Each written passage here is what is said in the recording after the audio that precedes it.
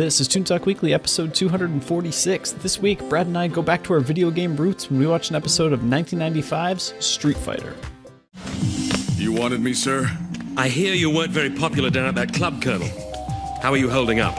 Well, playing a lowlife isn't my idea of a good time. We both know your deep cover story is vital to the entire Street Fighter operation. The world needs us again. It's a little more complicated than your usual assignment. No high-tech bombs to defuse, no terrorist army to stop. This time your enemy is a virus. I hate colds.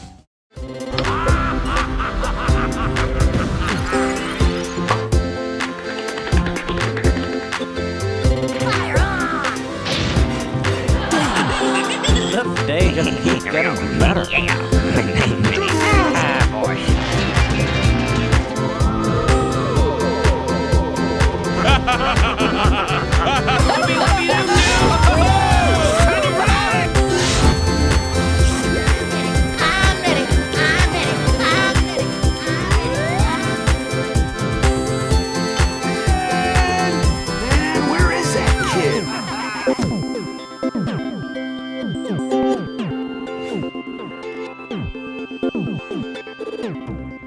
Hey everyone, welcome back to Toon Talk Weekly. This is Toon Talk Weekly, the weekly cartoon podcast where we talk about all new cartoons. I'm Jake Williams, but I'm not the only guy you're going to hear today. Brought along my good buddy, Brad Chmielewski, to chat cartoons once again this week. What's up, Brad?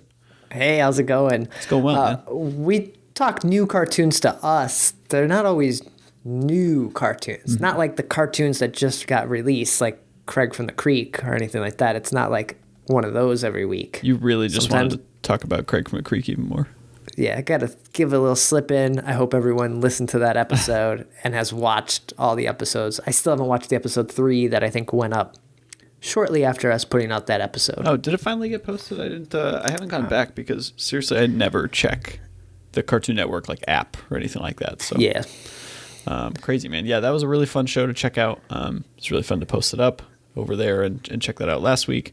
Even just the first 2 episodes, I think, left a pretty cool impression. So yeah, it's one I want to follow, and it's almost a weird like curse or burden or something to be ahead of a show like you've caught up on it with only 2 episodes, because now I feel like I have to keep watching. I guess, but then like it'll just all come out and you'll be like, oh my god, they're all here. I watched it before it was anything, kind of thing. Oh, pull one of those where you're like, yeah. Yep, definitely I'm the cool guy because I saw it first. Yeah, man. So once again, back. And by the way, about new cartoons, I almost never. I always think the words that come to mind are new and different cartoons. But different is like, so new. I feel like you Unique? can imply. Yeah, but even that, like, I feel like if I say new, it kind of does in a weird way imply like, oh, you mean you watch like whatever's the newest stuff, which is definitely not the case. Different makes it seem like you could either mean exactly what we do mean, which is variety. Variety is probably the word we should use. A variety of cartoons. Yeah.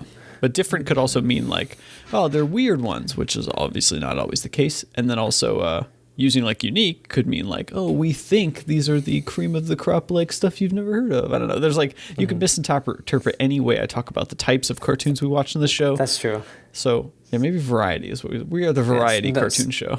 Someone's not going to say like Care Bears, that's not unique. That's bad TV. Yeah, that's the kind of comments we get online sometimes, which are pretty great. Yeah, that cartoon sucks. My favorite new cartoon is or comment that I read recently. I think it was over on our YouTube. I can't remember what episode, but someone just said, "Oh, just a bunch of talking," and like a Z sleeping face, and I'm like, "Yeah, it's a podcast. That's what you do on." So I get a kick out of those. Glad that was 2 guys talking about a cartoon. Yeah, that's the show. I'm super sorry you're checking this out because it's 2 dudes talking about cartoons. Yeah, usually my response is, thanks for listening. But anyway, we're back once again this week to talk about cartoons. It's been a slew recently, aside from our big episode about Looney Tunes a couple ones back. I feel like we've done 3 or 4 pretty brand new cartoons, or at least the last few years cartoons in a row. So I thought it was time to go back in the sack. I don't know. That's what I wanted to say. I don't know what sack of cartoons we have. I want to get back in that sack. Yeah. We have a sack race every Tuesday of the month. Are you regretting it now that you decided to go back? Yeah, this is quite a show, man. We'll see what we have to say about it today, but I've been on kind of a fighting game kick lately, and the weird part is it's not playing fighting games. Quite frankly, I'm doing way too many other things to even have a chance to play games. I play Hearthstone because I can... Okay, so you're more fighting with the games. Yeah, I'm watching people fighting games, or play fighting games, rather, is what I'm doing. Oh, okay, all right. Every year there's this big tournament called EVO. I think it's pushed back to like the fall or like August or something this year, but... and one of the highlight games in that tournament is usually Street Fighter. It's kind of been the anchor for years and years and years. It's kind of cool following, I know this is mostly a cartoon podcast, but it's kind of cool following the development of communities and fighting games and how they feel about them, because it's almost like, think of it like Dungeons and Dragons in a weird way, where like there's a rule set and that rule set's out for a few years or however long. And so everybody that plays the game adopts that and has opinions about that. That's kind of what happens in fighting games. And Street Fighter, the cartoon we're going to talk about today from 1995, is no different, really, because the newest version of Street Fighter came out a few years ago, 2 or 3 years ago now. And people kind of, in a weird way, some people stuck around, but some people left the game because they didn't like the changes from 4. So it's kind of a weird culture around fighting games I find super fascinating. I guess so, yeah.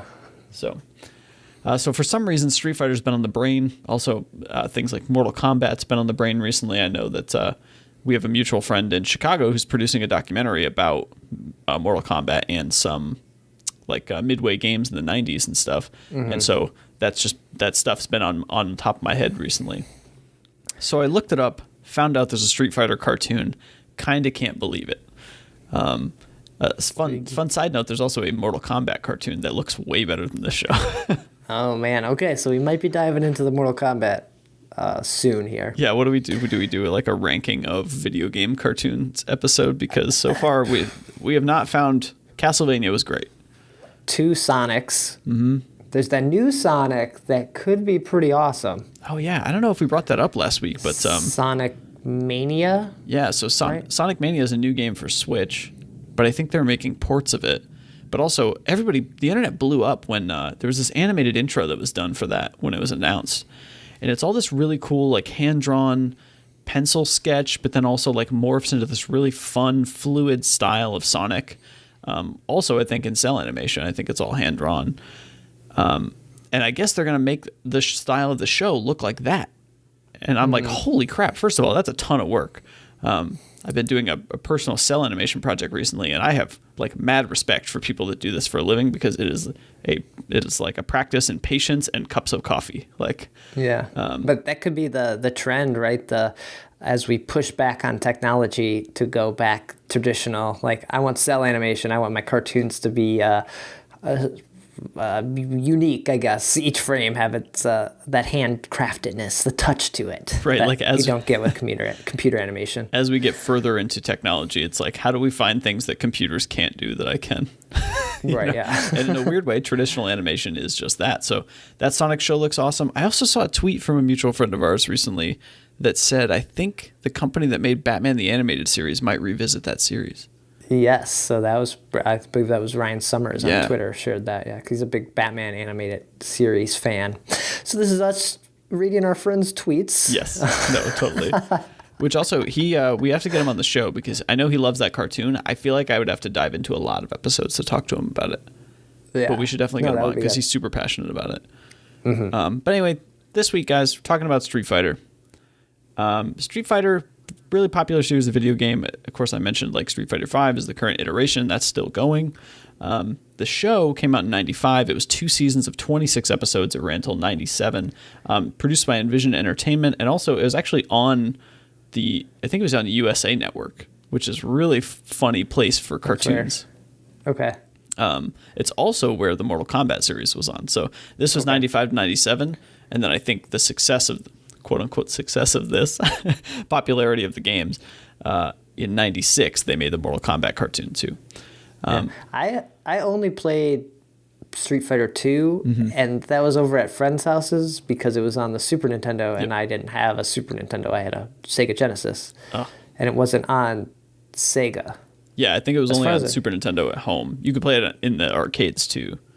Yeah. But also, like, I don't think fighting games were particularly huge in arcades, at least anywhere that I went. Like, it was always, the old 8-bit stuff. But yeah, so it's based on the games by Capcom. There was also a film, I believe it was in 96. I should have written that down. And the stories in the cartoon are based on some of the stories from the Street Fighter II series, but also like sort of also follows some stories from the film. And there's like the Street Fighter Alpha series. It grabs stuff from there. There was another note that I found that this in the Street Fighter TV series that we're talking about today, they also had stories that were basically ripped or pulled from other games. I don't know if there are other Capcom games, but they're just like, yeah, what if we just put the Street Fighters in this situation? Okay, so sure. It seems like kind of a weird thing. One other thing I want to mention before bringing up the story of Street Fighter, which I don't know if this is not the Street Fighter I remember playing in the games, but there's a great series on Netflix. We actually brought it up in our Looney Tunes episode, right, with Chad, called The Toys That Made Us. And I've finally had a chance to catch. I've caught 3 of them. I haven't watched the Barbie one yet. But boy, we talk about cartoons from the 80s being ads for these toys, basically half-hour-long commercials to sell kids on these toys. I don't know what Street Fighter's trying to sell, because the game is the product. And it's not a line of things that your parents are going to buy over and over and over again. So I really don't know what the point is of the show. Yeah, I don't know. That series is really good. I was listening to a Joe Rogan episode, and they were talking about the Barbie episode, so made me I need to go watch that one. Yeah. I will say, I'll echo what Chad said on our Looney Tunes podcast. The He-Man one is hilarious because they were pulling shit out of their asses to keep their jobs, and they're like, I don't know, make up this guy. And it worked.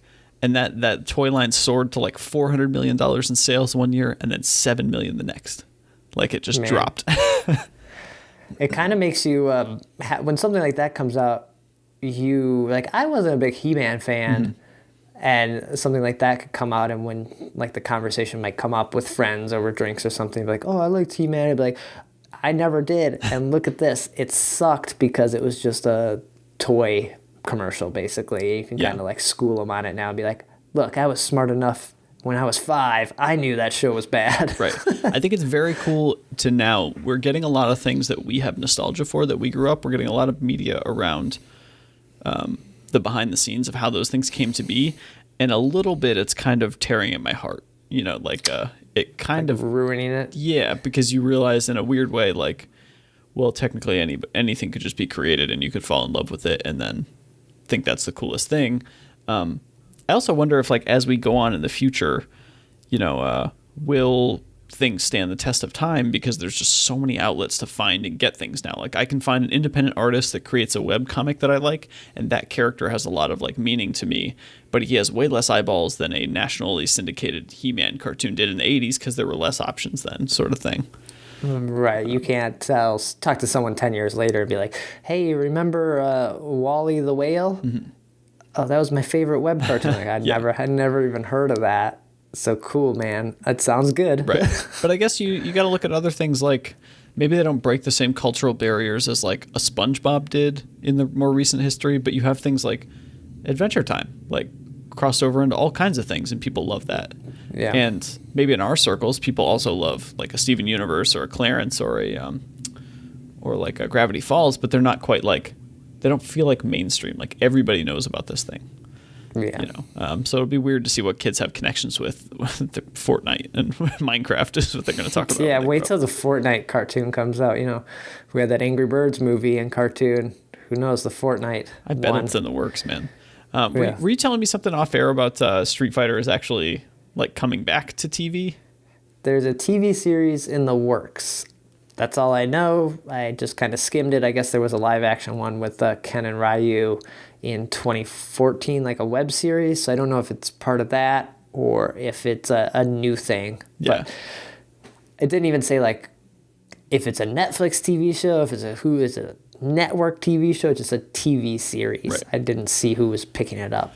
Right, because the Street Fighter film, I think, is the current like film that exists from the 90s is like it's cheesy, and I think fans of the show and the games like quote it a lot as like a like endearing sort of thing, but it's also like they know it's not great.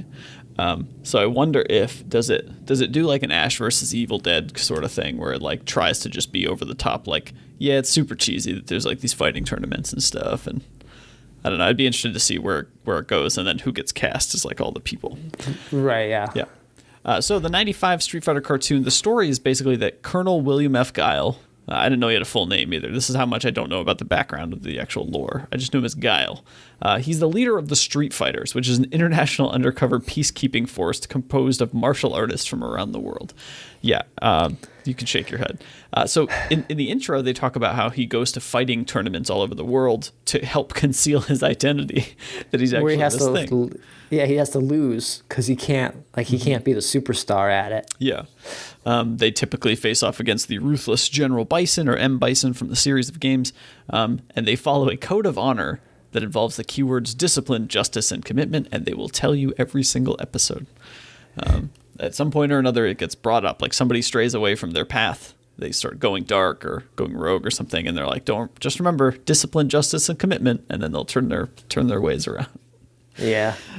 So it's got most of, I think all the characters from the original couple of games are in this. The main ones, I guess we'll talk about today, are the ones we saw in our episodes, which were obviously Guile, Chun-Li, a very American-looking Chun-Li, by the way. Did you notice that like all the character designs are like, the whole thing about Street Fighter is it's like this worldwide tournament. So there's people from all these cultures, but yet everybody spoke and looked very American to me. Yeah. Yeah. So I got that. I wonder what the game looked like in Japan, but yeah, might have looked a little different. That's true. We have Ryu and Ken, of course. We have Blanca and Cammy, and E Honda actually appears in one of the episodes I saw, which E Honda was my favorite character in the games because I would do that stupid attack where you just like kind of crouch down and you just whip your hand around a bunch and they have to hit it. Like they can't get by you. So it's pretty cheap. And then, of course, M. Bison's in this game, and I don't remember him having the dead like skeleton hollow eyes, but he does in this series, and it's he's pretty badass. Yeah, man. So I watched. I got a couple episodes for us to watch. Most of them are online in places, but it seems like nowhere's like streaming them. There's a YouTube channel I found that has a handful. If you guys wanted to go check those out, pretty easy to find. I watched the first episode. Mm-hmm. It's basically involves Guile having to go save some scientists from a virus outbreak. Right, I believe that was the first one. It was really funny, like the opening of this, because of the March for Our Lives kind of stuff that's happening, and his line early on in this was like, the commissioner, the commander, whatever his role is, like, here's the credit card, like whatever you need. He's like, I hate guns. Guns are for wimps. Like that was his line, and so that was pretty great. And so I grabbed that as an image. This is our last contact with them. A phone relay to our security base in San Paulo about 8 hours ago. I think you'll have some personal interest. We are under attack! Repeat, we are... We'll issue whatever firepower you want. You know I hate guns. Guns are for wimps. All right. But the clock's ticking, Guile. No time to assemble the full team. Well, let's see what other operatives we have in the area. Chun-Li. Good. Though there are a couple of freelancers in the area. Not them. Good luck, Colonel. With Ken and Ryu? Thanks. I'm gonna need it. Yeah, that episode was funny because they were like, oh, you gotta assemble a team, but there's no time to get anyone good. We gotta get the people that are just there. And, it happened to be like Chun-Li, and then Ken and Ryu apparently are just the bundling doofuses of Street Fighter, right? What a couple of idiots. Like, I'm pretty sure that's not who they are they're so like in the games and like cinematics I've seen, they are glorified as these master martial artists who like have become one with themselves and have this, the Hadouken power and all this crap. Like, and like, there's just a couple of bumbling idiots in this show. Yeah. That would like want to eat pizza and like, just like, we're just going to get the treasure, man. And we're going to bounce. Like, that's our thing. We got to be good for a little bit because we're part of Street Fighters, but just enough that, we can stick around. Like Ryu seems kind of okay, but Ken is like obsessed with going like treasure hunting. It's the weird, like a couple of karate guys go and try. Okay, sure, man, whatever. Like, and Chun-Li seems to be the secondary main character. Really, it's like they gave a girl a lead role in this to maybe appeal to a wider audience, but she's also a really popular character. So, right, yeah. But on this episode, Bison kidnapped the scientists because he thought they weren't working fast enough to cure the virus, because he needed the cure so he could unleash the virus. And basically, I feel like I never really was clear what he wanted to do with the vaccine, if he wanted to use it for himself just in case, or if he wanted to sell it to the world and make a profit. Like, he was just, it was a weird, like, figure out this vaccine and you got to do it fast because this virus is going to move quickly. It's like, okay, yeah, we get it. Are you helping or are you hurting this cause? Man, clearly he's the bad guy. But I was so confused. Actually, in the few episodes I watched, I was very confused what was going on. Like, you just travel from one location to the next, and I don't know how they expected you to follow it. They also kept, like, bringing up things. I feel like Bison or somebody kept bringing up Guile's past or something else that, like, we don't know. Like, it was never explained. I'm not saying everything needs an origin episode, but, like, build up to me wanting to know what happened to Guile in the past or something like that. Yeah. But, yeah, man, like, I was so curious. I was like, wait, Bison shows up. Of course he's going to, like, kidnap these doctors or something to stop their research, but instead he's like, make a cure faster. It's like, wait, I thought you wanted to poison people. I don't understand. Yeah, but then he makes them test it on, like, real people rather than, I don't know, I think it was only in, like, I don't know, mongooses or whatever was in the area that they were in. It was spreading. So it hadn't really spread to people yet. Yeah. They were just, like, aware of this disease and trying to stop it ahead of time, but he's, like, testing it on people now. It's like, basically, now the clock is ticking. You got to save these people's lives. It's like, okay, I will do my best. I was completely lost. Then why did you disrupt our work? Because you weren't working fast enough. This virus simply hadn't infected enough people for you to study. Oh, yes, a few boars, a few monkeys, but you just didn't have the tools you need to succeed. Tools? People. You need a pool of people to examine, to work on. This virus is terminal. We're close, but we still don't have a cure. Infecting innocent people is not going to change that. Oh, but I think it will. Necessity is the mother of invention and all that. Were they trying to explain that the reason Blanca is basically the Hulk and why he has that power is because of Bison in this episode? Is that what they were suggesting? I think so. And then whatever Bison did made him immune to this disease, so he's the actual cure for it, right? I got really lost at the end of this episode and didn't really follow it. And they're like, yeah, Blanca's the cure. Yay. And then it was over. I was like, what? Okay. I felt like I missed something, but I was like, okay, also, I get it. We have to talk about, we can't really move forward without talking about how kind of just not good the voice acting is. And especially Blanca, because Blanca is just a guy that talks like this. He's trying to be very gruff, and it's pretty funny. Blanca? Guile, what are you doing here? And what have you done with my brothers? Your brothers? Blanca? Aren't you supposed to be dead or something? It's just that we're all surprised to see you. After Bison turned me into this thing, I came here so no one would ever have to look at me again. I can't be with people. I get angry.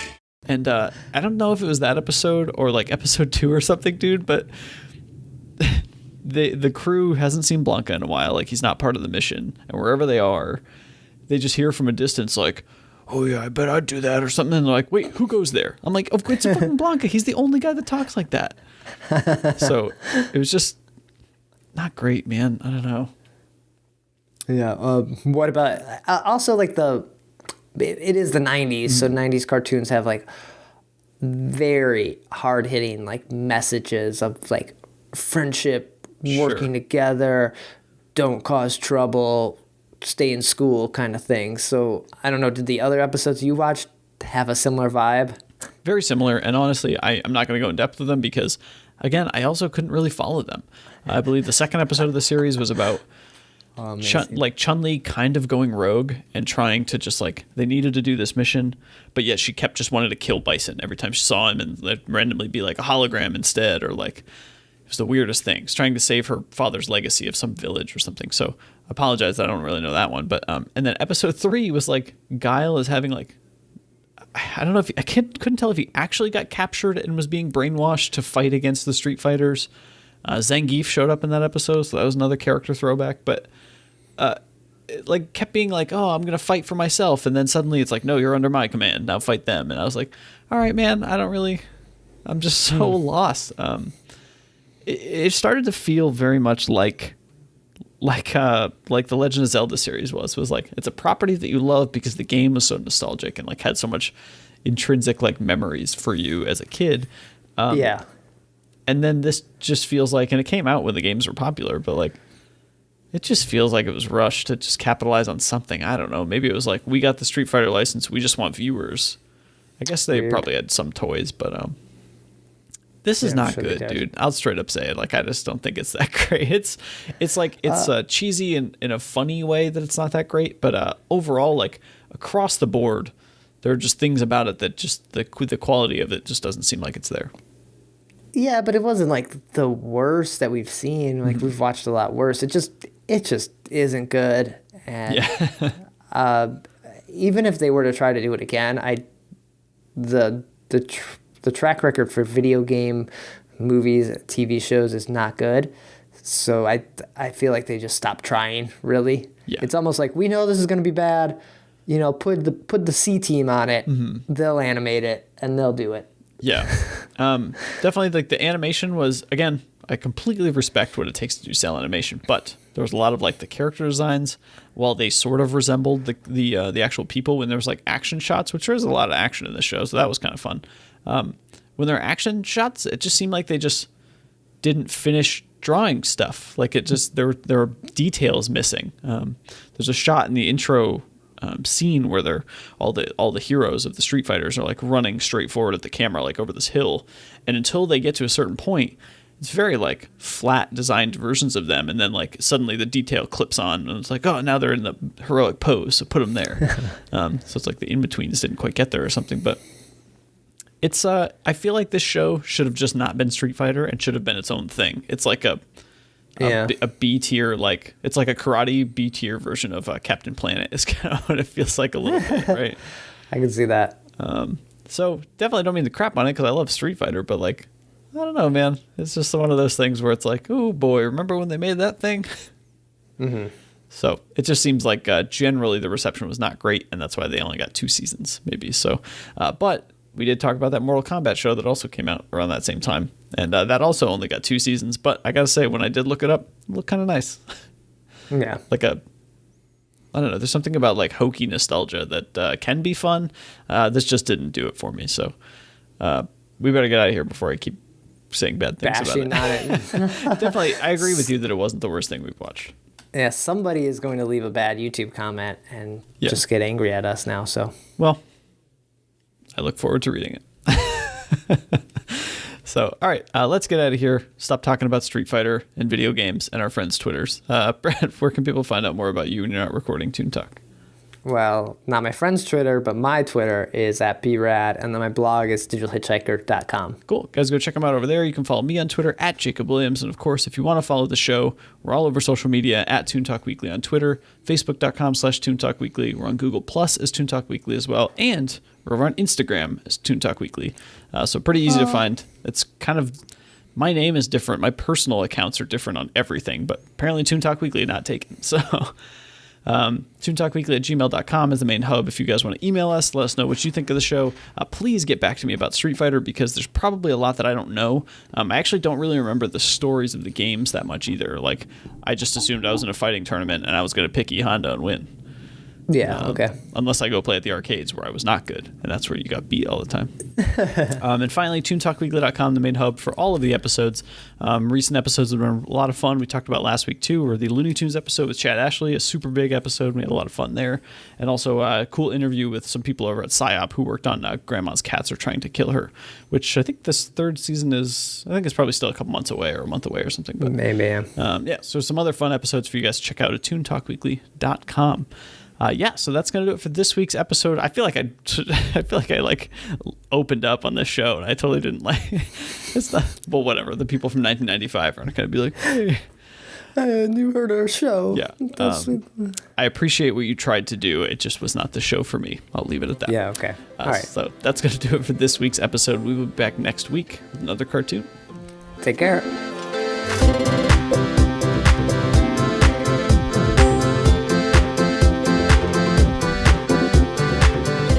To learn more about the show, visit toontalkweekly.com or follow us on Twitter at Toon Talk Weekly.